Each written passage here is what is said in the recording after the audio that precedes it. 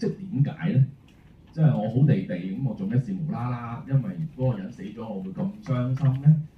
咁另一句説話同大家分享嘅就係、有人曾經問過我，所以我先寫呢句説話。有人曾經問我，可唔可以唔哀傷？可唔可以唔哀傷㗎？可唔可以我親人死咗，我完全冇嘢咁，我好冇問題嘅，得唔得嘅咧？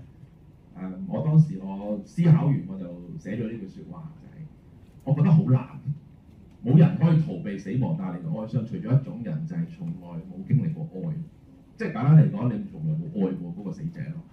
但嗰種愛係講緊係親情啦、友情啦、愛情啦，唔緊要㗎 ，whatever 邊種都好。你愛過呢個人，你同佢真係有一啲好共同嘅一啲回憶、一啲片段，真實地生活過、經歷過一啲事，其實你好難會唔傷心。